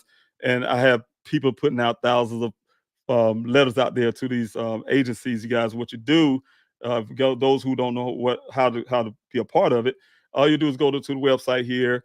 These are the samples of what they look like, you guys. But you got 5 here where you get these PDFs here. You click on the PDFs, one of these PDFs here, where all of them, you guys, download them. And again, it's a form of donating. Again, you guys, because I know it costs for ink and things like that. Trust me, I know, because I print out flyers. And I know it costs you guys, and I really appreciate those who do that, print out the flyers yourself. Those who printing out these PDFs here and stuffing them in an envelope is what I'm trying to get you guys to do. If you guys can help, is stuff these in the envelope, as many as you can, many times as you can, because what I'm trying to do, get thousands of thousands of these picket signs. That's what they really are, you guys. Get thousands of these picket signs out there every day into Buckeye, into the Maricopa County Sheriff's Office, so they can know we're not playing. This is a grassroots movement. We're not playing Daniel's. We need some action in this case. I need these forensics done properly in Daniel's case, you guys. I really need that, you guys. I need Daniel's case moved to the Maricopa County Sheriff's Office. I need the FBI into this case, etc., guys. Everything I've been asking for over a year or 2 years, you guys. I need that. I need you guys' help to help me achieve that. And as long as I have your backing, I need you to, again, put your voice to that petition. And also, you guys, please, by all means, if you can only do once a week and you can do anything, you guys, like I said, take these PDFs, all 5 of them, send them into the addresses here you see here as many times you can, guys. This is the addresses here. Of course, the name Chief Larry Hall is going to change because he's retiring this month. I'm trying to get the date and find out who the new person is. We're replacing him. And also Sheriff Powell and Zone. So whoever replacing these 2 guys, their name would be there. But for now, this is who you're sending it to, you guys, in that department. And like I said, I need thousands of these flyers going out weekly, you guys. So if you guys can convince your church or your club or whoever to be able to help me get these flyers out there in bulks, that would be tremendous help, you guys. Like I said, I really need all the help I can. I've been trying to be very creative in ways to make sure I'm getting my son's case out there and keeping it out there and keeping it on a somewhat national level. As you guys know, that over time, despite people like Sarah Seidner, who's a champion, come out and show love out there in the desert. She was out there in the desert with me. To Robert Dean from Dateline, who calls me constantly or texts me constantly just to see how I'm doing. These people are real. You got Kumo, Mr. Chris Kumo, who gave me his personal number to say, hey, you got a friend for life. though you say you see these guys and you don't see Daniel's case out there on these news networks, for instance, and there's many more you guys I can name, but you don't see his story out there. They have bosses as well. They have producers, etc.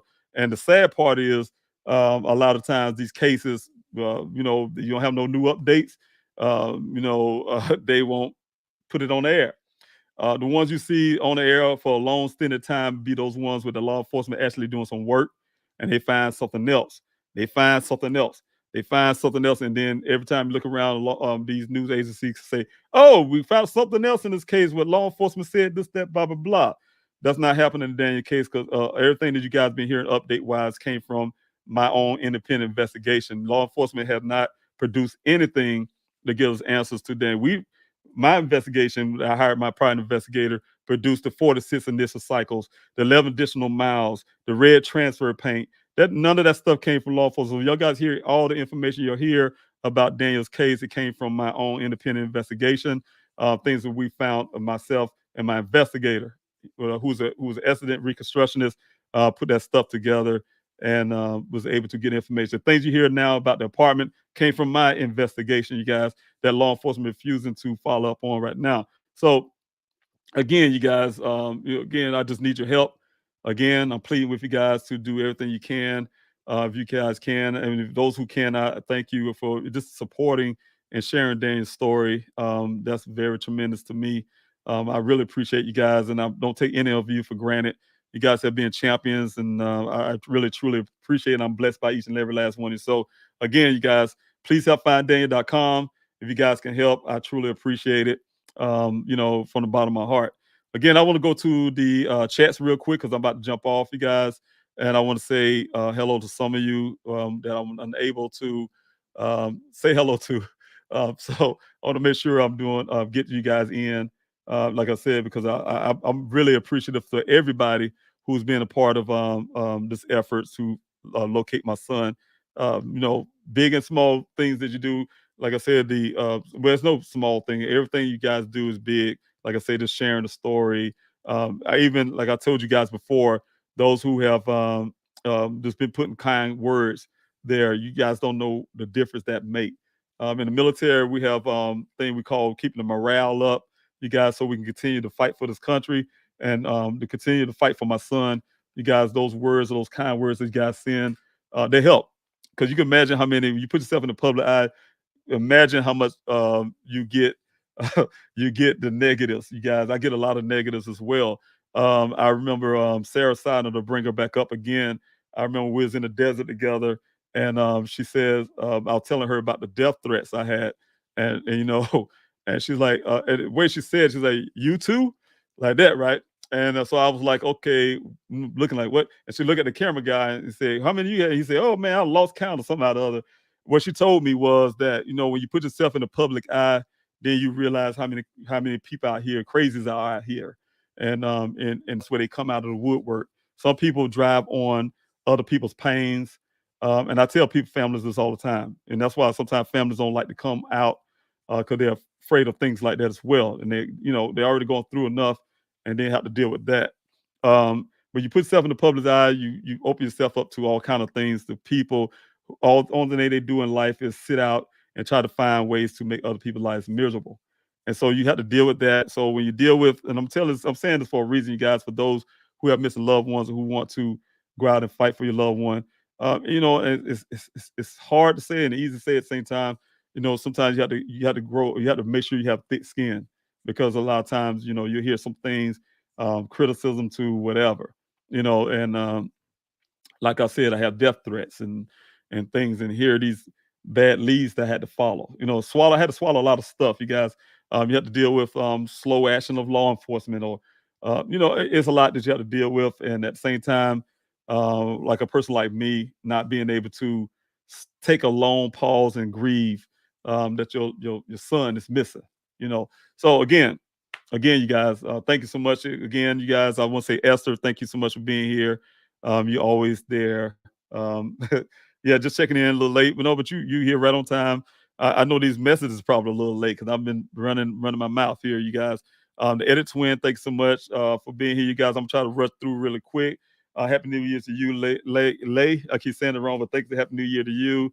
God bless you. Libby, thanks so much for being here. Wishing you and your family a very best 2024. Be filled with love and answers. Thank you so much, Libby. I truly appreciate that. Mary Ann, thanks so much for being here. Greetings to all. I truly appreciate you coming in off the YouTube side, as well as Ruru. Thanks so much. Hello, sir. Whatever it takes. Absolutely. That's right. That's what men, families that we do. And, so we'll keep on fighting. Jen, thanks so much. Good evening to you. Aries one. If you're Aries, I'm Aries. I don't know if that's what this sign is or that's just a name. But thank you so much for being here. Good evening to you. Thank you for being here. Again, let me see who else I got. Tabby, if I'm saying that correct. All right. Thanks so much for being here. Good evening to you. Okay, yes, I just did as well, but thank you again for being here. You guys, I want to say something. I want to look at each and every last one of your messages here, but I want to try to get some people in and tell you thank you for being here. David, were there any shoe prints near Daniel's Jeep? What I was told by law enforcement, you guys, because um, Detective Biffin asked me. He's describing the scene again, you guys. He asked me, say, "Hey, your son's wearing boxes of briefs." And I'm like, looking at him like, how would I know what my grown son is wearing, right? Boxes of briefs. I said, well, how would I know that? He said, oh, well, everything on his body, from his underwear down to socks, is on the ground. So in my mind, immediately I knew he was walking barefooted, right? They said this, right? So I said, well, when y'all had these dogs, they say they had and all the stuff, y'all find anything? And he said, oh no, we ain't see no footprints, no track, no shoe prints, nothing. Dogs didn't track on thing, they didn't find the tracking dogs, didn't find nothing. They had that was Daniel's clothes, guys.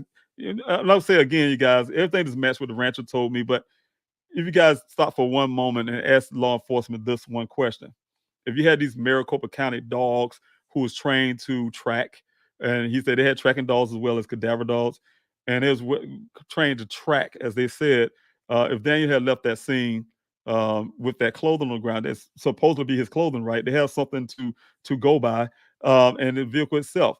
And those dogs on the scene for real to do that.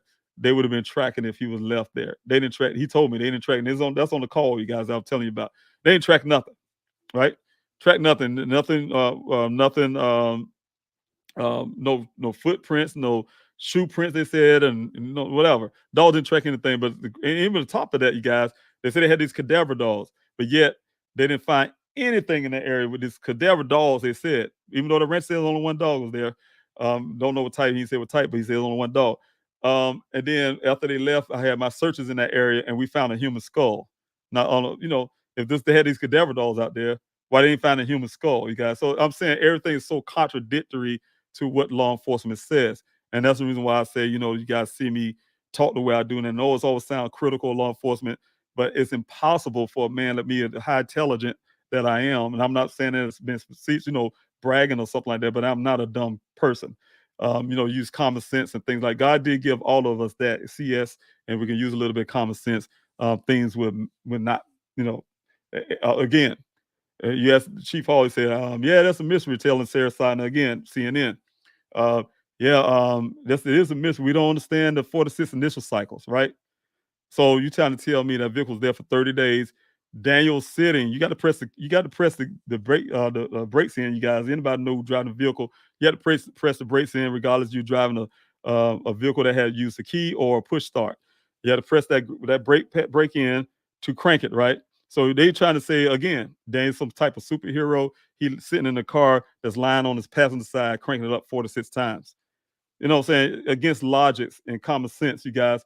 And so what I'm saying again, it always throws back to what if somebody's hiding, right? So that's the thing. That's where we're at in my son's case. So again, with that shoe prints and things like that, according to law enforcement, no. Bone Rush. Thank you so much for being here. I truly appreciate you. Xenia, thanks so much for being here. I truly appreciate you. Libby, thank you again. Let's see what else I got here. I'm trying to read some of your things here as well. Tabby, thanks so much. The body of the vehicle is not damaged like a rollover. The place where I have the facility, I have my son's vehicle. they specialize in rollovers, right? And the owner, or I don't know exactly the owner, but they showed me rollover vehicles there, and he said this vehicle was not rolled. You know, it's not a rollover. He showed me what vehicle rollover, and the same company vehicle. When I say company, I mean Jeep. um, that the weight of the vehicle rolled, it would have crushed the roof in. Then if it just went, it probably been on one side. One side would have been smashing a lot further than the other, depending on which direction it rolled. And we don't have that in this vehicle. The rack, the ski rack, or what you want to call it, on top of the vehicle is unscratched, etc. So I'm telling you guys, don't take anything you read in the Buckeye Police Department report as face value. And I'm going to tear it apart when I get my opportunity and times. All right. Francis Lawson, you are so right, and I don't understand why our law enforcement are not doing more. But just wait till you get to Arizona court system. Now if you're disappointed with law enforcement, you will be devastated with the courts. And and I have something. I have some things I'm thinking about. That exactly. I think about it all the time, and some things I'm going to plan in my head that put things together. That's why I say I guess I need you guys. I need the petition, you guys. I need you to sign that petition. I'm sorry, put your voice to that petition constantly, cause encourage others. You guys, you got multiple email addresses. You can do it multiple times. That's just your voice amplified in this efforts. Again, it is amplified. You can do it multiple times. It may have you to verify email. Please do so it can count. They may ask you for a donation. Again, change.org need donations. They don't come to my efforts, but it goes to them through their website, change.org. They need that because they the ones help us have that platform for the petition. So if you guys want to help them out as well, I'm not doing a commercial for them, but I really appreciate change.org for giving me that platform, allow me to use their platform to hold my petitions there. So if you guys can, help them out, that's so it's a good thing, guys, if you can do that as well. But yes, have a feeling with the court system, it'll probably be a battle with certain things. But one thing that's really puzzles me is why the Buckeye Police Department so needs to make this report so extravagant, longly, and fillers and what Mr. McGrath thinks about me, or trying to mess up my credibility, and personal attacks on me. I'm a family member. If you're not thick-skinned either as a law enforcement officer, you shouldn't be in law enforcement. You're so fearful and you can shoot people quickly, you shouldn't be in law enforcement. If you're a racist, you shouldn't be in law enforcement. And so I'm saying there's all kind of reasons why I say they shouldn't be in law enforcement. They say, hey, he been talking about us the whole 2 years. Yes, I'm pointing out all your wrongs. I'm a father, and I'm not going to let you slide when my son is still currently missing. I'm not going to let you slide on sloppy work or mishandling my son's case, and I'm supposed to just let you do it, and I'm supposed to, I guess, stay in my place. I guess they feel like, no, it's not going to happen. Not this man here. I'm a different man. It's just not going to happen. So, again, thanks so much, Esther. Again, your efforts are more than enough. I believe the heavens have heard you and us cry out. Our prayers and being answered. Prayers are being answered. Yes, and I thank you so much. And I felt that, Esther. I really appreciate your prayers and what you do, and I appreciate everything you do in the background. People don't know other things that you do in the background that you do when you send me informations and thoughts and things like that. So I really appreciate that as well. What you do. Let's see here. I got I don't want to skip on anybody, you guys. I'm trying to get some of your comments and certain things, but I want to make sure I'm not missing anybody either. Libby, please don't feel you need to apologize for talking about your son. You're an amazing dad. Thanks so much, Libby. I truly appreciate that. Thanks so much. Happy New Year to you, T and Wildflower. Good to see you moderating. Want to give thanks off to the moderators too, who may be here. T and Wildflower is one of them. Thanks so much. I really appreciate T and Wildflower. Is one of the first, was the first ambassador on the ambassador program that I have. You guys, I scratched the ambassador program. I wasn't getting enough support on that, but Tia Wildflower has been there. So I really appreciate you for your work and what you have been doing as well. Tabby, thanks so much. Can Mr. Chris do an update to remind the public about Daniel? I tried to reach out and to Mr. Kumo, and somehow his the number I have, I think is he said it was his personal number, of course, and I tried to look it back up. Somehow I misplaced that, but I did have the producers at CNN, but he jumped over. You guys know he moved over to News Nation. News Nation, of course, as well. Banfield, for instance, and a lot of other been champions as well. They've been doing a whole lot more for Daniel's case, helping me on minute multiple times to spread awareness about Daniel's case. So I thank them too.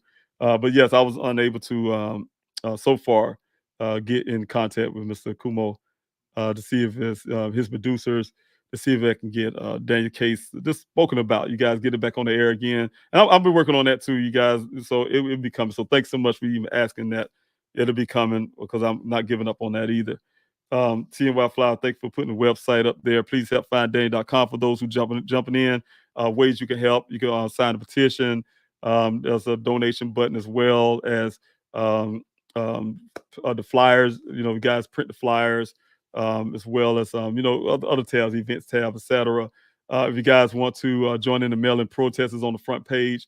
Mail-in protest is very critical to keeping Daniel's case from off the cold case status, to show law enforcement that we're not playing and you guys are still backing me. I still have the public support. So I really need you guys to do that as well. Like I said, that donation, sign the petition is very important when I go over to talk to law enforcement and other officials. Mary Ellen, thanks so much. Military forever. Yes, yes. That's one thing for sure is uh, you know, once a soldier, you're always a soldier. We know we fought for this country, but we don't stop being American soldier. At least I don't. When you retire out and things like that, you're still American soldier for life. That is it. So anyway, thanks so much for that. Aries one, thank you again. You're an excellent father. I really appreciate that. God bless you for saying that. I really appreciate that. Um, Lay, thank you so much. Sociopaths love to make other people miserable and destroy other people's lives just because they can live and evil. Yes, and it's a point where, like I said, when it first happened, I was in uh, I was in what's the name of the place? My mind dropping me right now. Sam's Club. I was in Sam's Club. You guys get some things for the volunteers out in the desert. Granola bars and things people need to help with their electrolytes and things needed out there. So, make a long story. I was out there and I had a cart full of stuff and I was looking around, trying to get some things, and then I get this text message. This text message from guy saying he had my son and they broke his legs and et cetera. I mean, this stuff, And to make a long story, I had to literally tolerate that for almost 2 weeks, you guys, while my investigator was trying to locate some stuff. But make a long story short, the guy was calling me, doing the stuff, texting me from burner phones and things like that. So it turns out started from that point, and I remember the feeling I had when I first saw the message. I had a mixed feeling. I was angry and worried at the same time, and I felt like I want to turn the cart over, and because someone talking about breaking Daniel's legs and things like that. So, it was terrible. So I'm saying, you guys, some things you have to deal with when you put yourself in the public. You have to deal with some of the crazies out there, just like Sarah Simon had to tell me that too. All right. Mary Ellen, no weapon formed against you shall prosper, and that is the truth. Many times I was in that desert, especially when I would go out there by myself doing some investigative stuff. On a few hand, people knew I was out there after my searches. And even with the people out there in the searches, I didn't know because, sometimes the criminals, that person that have involvements, they show up at things like that, the searches and the press conference or whatever the case may be, to see what and things like that. So, I had to. I remember when I first started carrying in Arizona. I'm a military guy. I try to get away from carrying weapons and things like that. And my Mr. McGrath, he talked me into it. He asked me, hey, after the death threats, look, you need to carry. It's an open carry state in Arizona. I was refusing for a while, but he convinced me to do so, and I did. I did. It's sad that I had to. I didn't really like it. And the reason why, because I have volunteers out there with me in the desert. I want them to make sure they feeling comfortable and okay. And how I look with you, you see some of you that was out there with me when early on. I stopped carrying the AR. I used to carry my AR with me and all that. I stopped. The only reason I stopped carrying that because it reminded me when I was in the military. You carry your weapon is almost feel like a baby. You know, what I'm saying you're holding it all day. And I didn't have the strength. So make a long story. Having to do something like that. But like you said, Mary, no weapon formed against me shall prosper. God kept me safe, kept all of us safe out there in that desert. For those 49 weeks, we didn't have anything happen out there except for once one of the volunteers, she caught a heat injury. Like I told people, we come out there, don't let the weather fool you. It's a desert, you guys. She caught a heat injury. We was able to get her cool off, and she's okay. But outside of that, we had a fortunate 49 weeks of being unscathed from any kind of incident. So sending out an abundance of love and hugs from Australia. Thank you, Libby. Yes, thank you so much for doing that. I really appreciate that. That's really nice of you to reach out and do that from afar. I really appreciate it. God bless you. Team Wildflower, again, thank you so much. And thank you for, like I said, moderating. Vic, thank you so much. Hello to you. Thanks so much. Oh, wow. Thank you so much, Vic, for the super chat. I really appreciate that. That was so kind of you. Very sweet of you. I truly appreciate you showing love like that. Thanks so much. That's so unexpected right now. Thanks so much. I really appreciate that. God bless you. Put a smile on my face. All right. Thank you so much, Tavia, again. Absolutely. They are hiding a lot. Let's see here. Yes.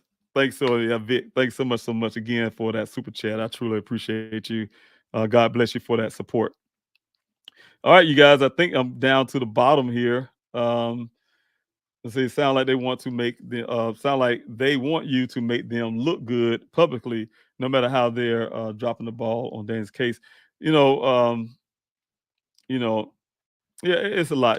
So this year right here, it's not a nonstop. So a Buckeye feel like I'm gonna fall off the radar or something, it's not gonna happen.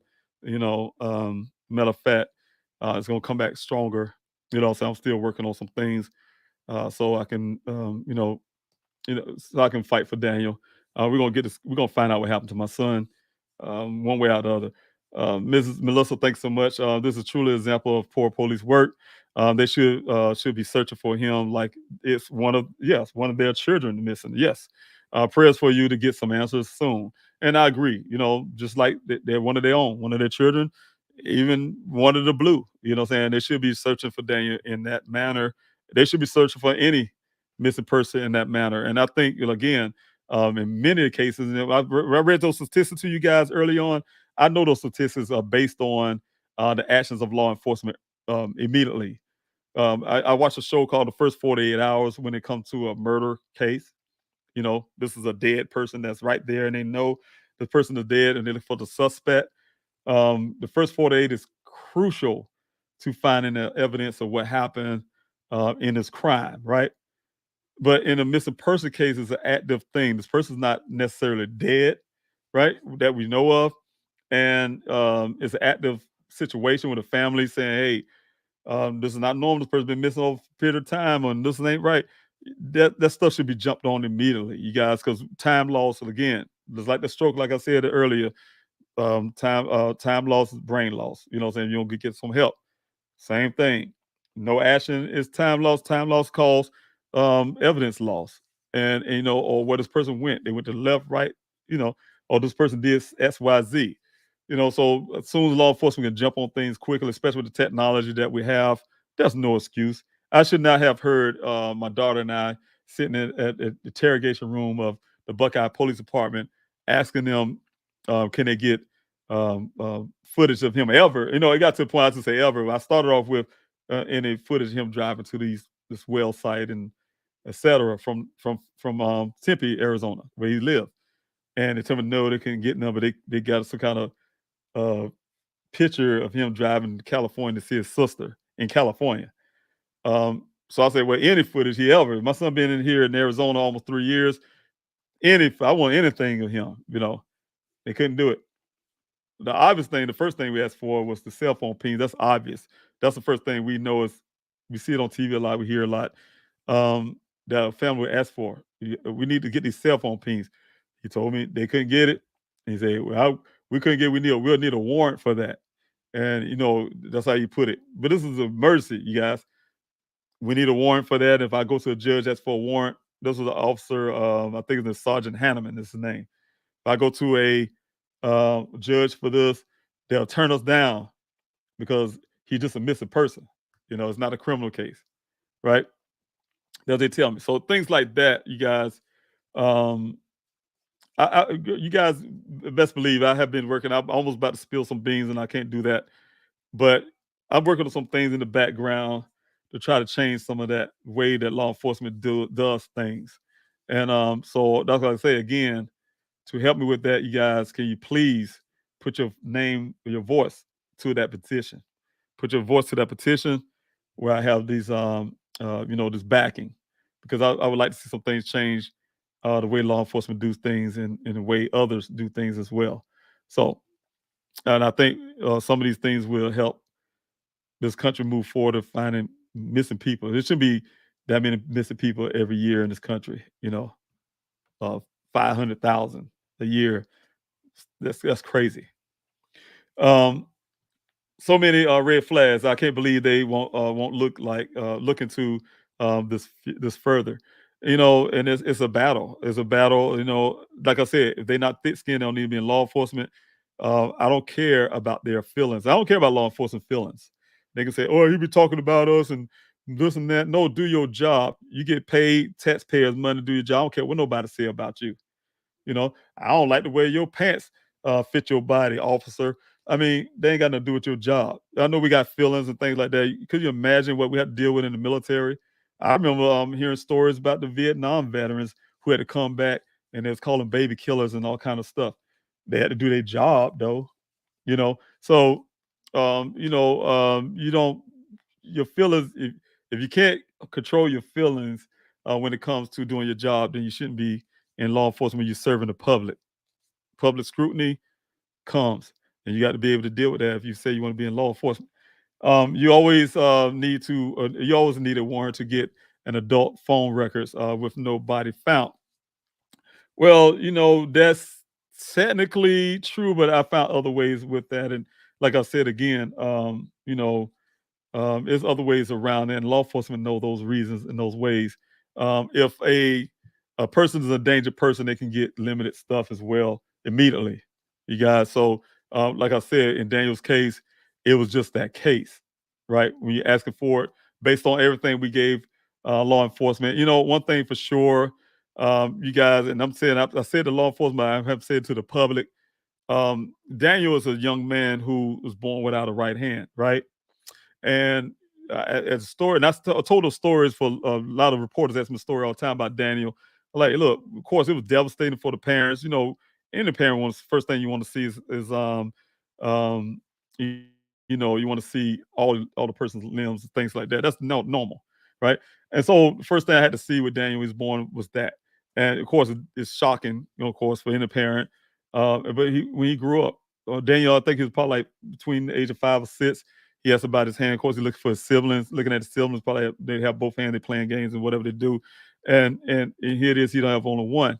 Of course, he's gonna ask about it. That's common sense. And he asked his mother about it. She gave him a story. Hey, look, God have your hand. He gonna get back to you one day. He just need it right now. That type deal. He never asked about it again. But then he showed us that he accepted who he is as a person, right? Try to put it past them, especially mother cares. Of course, what other children would do in school and also to help, him, with anything he need. Make a long story, getting ready for prosthetics, in case, prosthetics change, things, the technology, whatever. And Daniel rejected that stuff. He rejects the prosthetics. I mean, he used them at time to time for certain things, but he rejected overall. He would not wear it. He just wanted to be himself, right? So I'm saying all that. I'm saying all of that is, I never treated Daniel, even as a single parent. I never treated Daniel as a person who couldn't do something for himself. I treat him just like I would treat his big brother. it would never treat him any different, like he couldn't do it. He figured it out. Just like he played video games, he figured it out, killing his brother in the game. I'm an example. You can imagine him playing a trumpet, um, French horn, whatever he want to do, he does it. He figured it out. That's him. He's born that way. He's used to that. But at the same time, I have to say in saying that, when he went missing, it's a couple things that was standing out to me for law enforcement to act. He never been in that area before. This is all they had the same information I had. I got most of it from them and from his company. He never been there before. All right. So he was missing since that supposedly at that time. They say 9 o'clock that morning. Never been there before. Um, they say he went out further into the Sonoran Desert. It's in a remote part. He's born with one hand, so if something happened, he can't really defend himself. Like a little. Of course, a parent gonna have that little doubt in their mind a little bit, but like I said again, it goes back to what I was telling you. He don't. Daniel took care of himself. You know what I'm saying? In other words, he figured things out. But still, nevertheless, these are the scenarios that's still there that exist, and law enforcement double talks. They say he's an endangered person, right? Because they try to fit him into this thing like, oh, he was some kind of depressed guy or something. So if they really believe that, he should have been ruled as an endangered person. And when they're an endangered person in their mind, again, that's when I'm telling you that as an adult person, you can get those things from the network under those circumstances. But they chose not to. They chose not to. But when they did so, they did it on a limited basis. So people need to know law enforcement did ask T-Mobile Sprint, for instance, on a limited basis, right? Some limited stuff. They asked for it, but they didn't go all the way to get it, right? I'm gonna share some lot of things with you guys from Buckeye Police Department. And the thing is, like I said, it's ways to do it if they really wanted to. The other part is, you guys, the ironic part of that is somehow with the Uconnect in this vehicle, they said two different things to me and my family, my daughter. Um, we asked them about the Uconnect. They said, yeah, we can do it. They probably can get some information from the Uconnect. Then it said, well, we couldn't get anything because the Uconnect, they reached out to Uconnect or whatever, and they said they couldn't get anything off of it because somebody disconnected the battery or something. It's been tampered with. The device been tampered with. And, it's come up with 0 grids or something out of other. And that's because and the detective say he asked why, and they say because that means that somebody disconnected the battery or damaged the device, took the device apart basically. Uconnect. And so with that didn't even move them, right? So I'm saying there's so much scenario. If we break it down, you guys, it's so much scenario where law enforcement could act. And like I'm saying, the whole premise of them was saying, hey, look, he's a grown man. He can disappear if you want to. Daniel didn't tell him that. That was the thing that got me in Arizona, you guys, quickly. I would have came anyway. If Daniel would have been found over a period of time, I would have caught a flight or whatever the case may be and been in Arizona regardless. Even if they would have found him, I would have came to see what happened, or something, talking to them on the phone. And this whole thing, I don't want to go. I'm talking longer than I really want to tonight. But you guys, thank you so much for being here. Thanks so much for asking about that, an adult thing. Have you tweeted directly to the CEO of Daniel's cell phone company to ask to help ask for help since he's been missing for over 2 years. Maybe tweet to the CEO can help you get the cell phone tower pings. Now, could share this with you. Yes, I have been in direct contact with T-Mobile Sprint. Like I said, I do a lot of work in the background, so I have personal contact and direct contact, and I won't be really able to give the information I got back from that so far because that's still part of my independent investigation as well. But I did get a lot of information from them concerning I wouldn't say location wise and things like that because it's a time of retention and things like that, issues that we fight and battle with now. But I got a lot of information from them, so I'm still working with that. All right. Thank you so much, everybody. God bless you and your family. Mr. Robinson, thanks to Ash Ashes. I really appreciate you. I appreciate everybody who came out to watch this live. Again, you guys, thank you again for spending your time. You guys have a tip. In my son's case, those who may be listening that know something, that's anonymous tip line. You can remain anonymous if you like. 844-602-0660. If you don't want to talk to anybody, you can just text the word tip from your cell phone. A form will come up. You can still remain anonymous. But definitely, if you have any information about my son, please, by all means, call that tip line. I need all the help I can get to find Daniel. You can contact me directly, 803-200-7994, or you can email me at pleasehelpfinddaniel@yahoo.com. Also, you can use the please help find Daniel@yahoo.com to request flyers if you need me to send flyers out to you. If you want to print them by helping in the form of donating, if you want to print them out yourself, please help find Daniel.com. Hit the print button, PDF print button for the flyers, and you can download them and print them out there. Also, you guys, please don't forget again about the mail-in protest. Very important to keep Daniel's case off the cold case status. I'm waiting on law enforcement to do this forensics I was talking about tonight. It's open case. It's a lot of information there. It's only a matter of time to get law enforcement to process this information, these leads. So anytime they say we have no more leads, you can say you're lying. Tell law enforcement they're lying. The leads is right here. They gave me in possession, and they don't want to take it. And not Buckeye. They don't want to take it and utilize it. Again, you guys, for those who asked the question, and if Buckeye came and said, well, he didn't want to give us the stuff, I don't trust Buckeye.